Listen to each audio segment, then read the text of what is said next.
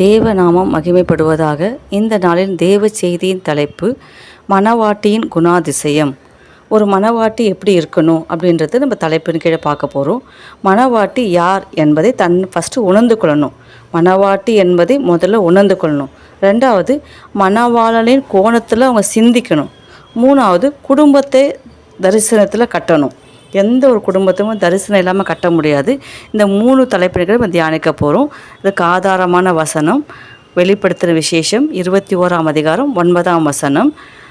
அதில் வசனம் இருக்குது, பின்பு கடைசியான 7 வாதைகள் நிறைந்த 7 கலசங்களை உடைய அந்த 7 தூதரில் ஒருவன் எடுத்துட்டு வந்து, நீ இங்கே வா, ஆட்டுக்குட்டியானுடைய மனைவியாகிய மணவாட்டியை உனக்கு காண்பிக்கிறேன் என்று சொன்னார். இங்கே மனைவியாகிய ஆட்டுக்குட்டியானுடைய மனைவியாகிய மணவாட்டியை உனக்கு காண்பிக்கிறேன். அப்போ மணவாட்டி முதல்ல தன்னை யாருன்னு உணர்ந்து கொள்ளணும். மணவாளனுக்கு நம்ம எதிர்கொண்டு போக போகிறோம். நான் இந்த மணவாட்டிக்குரிய ஸ்தானத்தை கர்த்தர் எனக்கு கொடுத்துக்கிறாரு. இந்த மணவாட்டியுடைய ஸ்தானத்தை நான் காப்பாற்றிக்கணும். மணவாட்டிக்குரிய அந்த குணாதிசயங்களும் அந்த கேரக்டராகவே அவங்க மாறணும். இப்போ சில பேர், ஒரு நடிகர் பார்த்திங்கன்னா, ஒரு வில்லனாக போய் ஆக்டிங் பண்ண போனால் அவங்க வில்லனாகவே மாறிடுவாங்க. கதாநாயகனை பார்த்தா கதாநாயகனும் மாறிடுவாங்க. அப்பா கேரக்டர் கொடுத்தா அப்பாவாகவே மாறிடுவாங்க. தம்பி கேரக்டர் கொடுத்தா தம்பியாகவே மாறிடுவாங்க.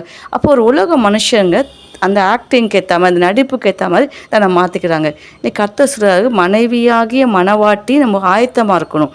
அப்போ ஆயத்தமாக இருந்தால் தான் நம்ம மணவாளனுக்கு எதிர்கொண்டு போக முடியும்.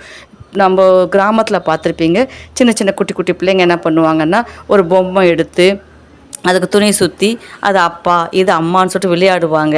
அப்புறம் கொஞ்சம் பெரிய பிள்ளையா இருக்கிறதுக்கு ஒரு டவல் எடுத்து சுற்றிட்டு ஒரு தாவாணி எடுத்து போட்டுட்டு, நான் தான் அம்மா நான் தான் அப்பா அப்படி சொல்லிட்டு விளையாடுவாங்க. அதுங்க சின்ன வயசுலேயே குட்டி பிள்ளைங்களாக இருக்கும்போதே அம்மா அப்பா அப்படின்ற மாதிரி தன்னுக்குள்ளே ஒரு இமேஜினேஷன் கொண்டு வராங்க. இன்றைக்கி நம்மளும் மணவாளனாகி கிறிஸ்துவுக்கு நம்ம எதிர்கொண்டு போகணும்னா, நான் ஒரு மனைவி, நான் அவருடைய மணவாட்டி, ஏசப்பாவுக்கு நான் ஒரு மணவாட்டியை எதிர்கொண்டு போக போகிறேன்றத நம்ம மனதளவில் உணர்ந்து கொள்ளணும். அதே போல் நம்ம வாழ தொடங்கணும். கர்த்தருக்கு பிரியமாக நம்ம வாழும்போது நம்மளும் மணவாட்டியாக எதிர்கொண்டு போக கர்த்தர் நமக்கு கிருபை கொடுப்பாரு. எங்கள் பாஸ்டர் அடிக்கடி சொல்லுவார், அவர் ரட்சிக்கப்பட்ட புதுசில் 1983 ரட்சிக்கப்பட்டார். அப்போ ஒரு விசுவாசியாக இருக்கும்போது அவர் என்ன பண்ணார், அந்த சபையில் ஒருத்தருக்கு பெண் பார்த்து கல்யாணத்தை கிட்ட நடத்தி கொடுத்தாராம். அவருக்கே கல்யாணம் ஆகலை, சின்ன வாலிப பையன். ஆனாலும் அந்த சமயத்தில் அவர் என்ன பண்ணிக்கிறாருன்னா, ஒருத்தருக்கு போய் பெண் பார்த்து அந்த கல்யாணத்துக்கு A to Z கிட்ட இருந்து திருமணத்தை முடிச்சு கொடுத்துருக்குறாரு.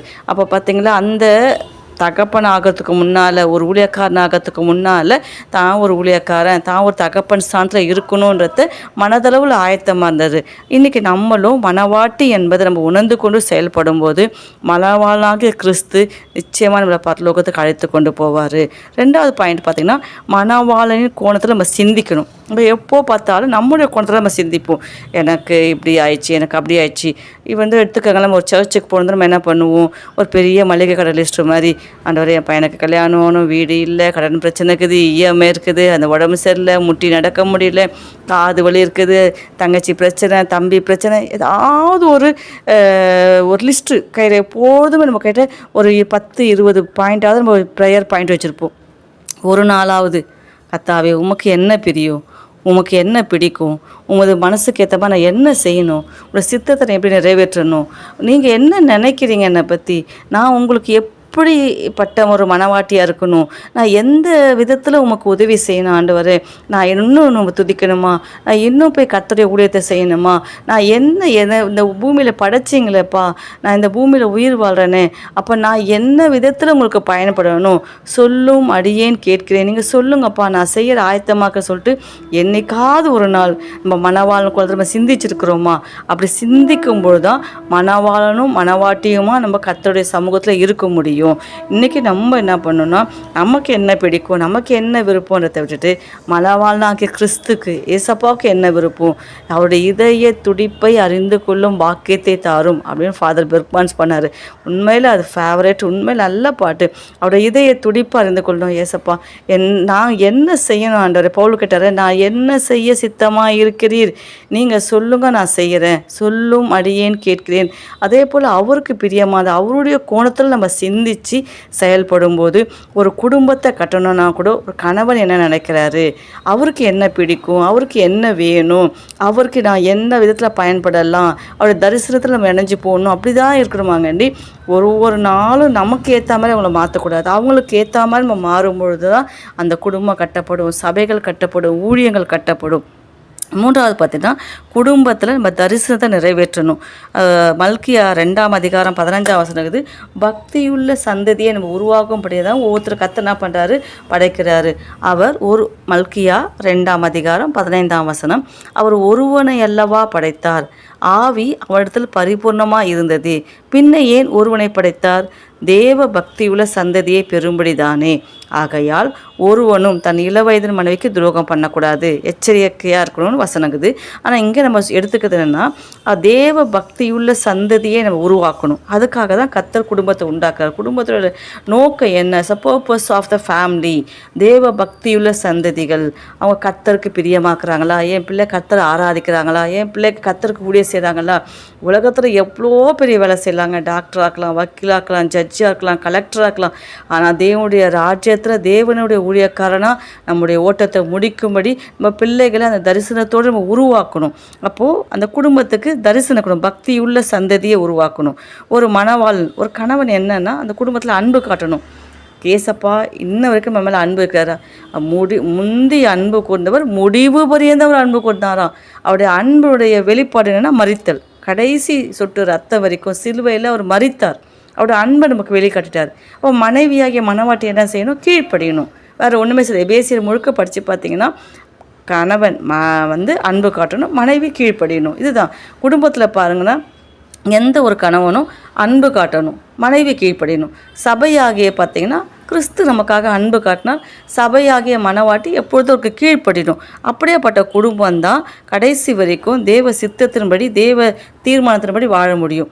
நீதிமொழிகள் எடுத்து பாருங்களேன். நீதிமொழிகள் 31ஆம் அதிகாரம், ஒரு பெண், ஒரு குடும்பத்தை கட்டுற பெண் எப்படி இருப்பான்னா, அவள் இருட்டோடு எழுந்துப்பா, அவருடைய விளக்கு இரவிலும் அணையாதிருக்கும். பிள்ளைகள் அவங்கள பாக்கியவதி சொல்கிறாங்க. ஒரு குடும்பத்தில் என்னன்னா பிள்ளைகள் எழும்பி அந்த அம்மாவை பாக்கியவதின்னு சொல்கிற மாதிரி அந்த குடும்பத்தை தரிசனத்தோடு நடத்தணும், குடும்பத்தை கட்டணும். அவரோட புருஷனுடைய இருதயம் அவளை நம்புமா.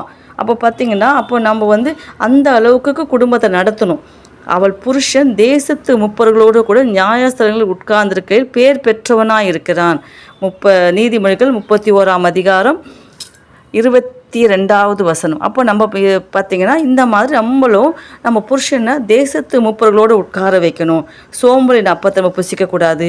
வீட்டுக்காரன் எப்படி இருக்கிறது கண்ணோக்கமாக இருக்கணும். ஒவ்வொரு நாளும் தூங்கி எழுந்தவனை ஜெபிச்சுட்டு ஃபுல்லாக வீடு சுற்றி பார்க்கணும். எந்தெந்த பொருள் எங்கே இருக்குது, எந்த பொருள் குறைவாக இருக்குது, எந்த பொருளை வாங்கணும், எதை வாங்க வேணாம், எது எக்ஸஸாக இருக்குது, இதை வேணும் அது வேணாம், இது தேவைப்படும் அது தேவைப்படாது அப்படின்ட்டு நமக்குள்ளே ஒரு தீர்மானத்தை எடுத்து ஒவ்வொரு நாளும் அன்றாடும் அந்த அம்மா பார்த்திங்கன்னா தன் வீட்டுக்காரையும் எப்படி இருக்குது என்று ஒரு கண்ணோக்கமாக இருந்தாலாம். அப்போ எல்லா பெண்களும் குணசாலியாக இருக்கணும், ஒரு புத்திசாலியாக இருக்கணும், ஒரு சௌந்தரியமுள்ள ஸ்திரியாக இருக்கணும். அப்படின்னா எப்பொழுதுமே அவங்க சுறுசுறுப்பாக இருக்கணும். பெண்கள் எப்போதும் சுறுசுறுப்பாக இருந்தாலே அந்த குடும்பம் கட்டப்படும், சபை கட்டப்படும், ஊழியங்கள் கட்டப்படும், தேவராஜ்யம் கட்டப்படும்.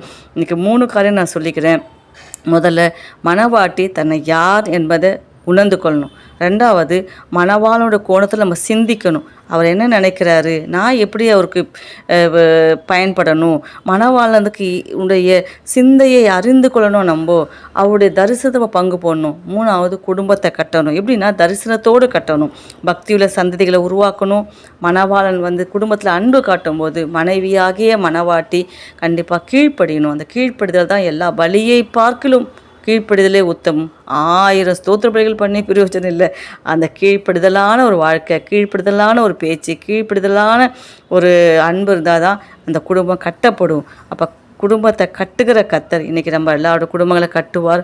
மணவாட்டிக்குரிய குணாதிசயங்கள் நமக்குள்ளே பிரதிபலிக்கும்படியாக நான் உங்களை வாழ்த்துக்கிறேன். அல்லே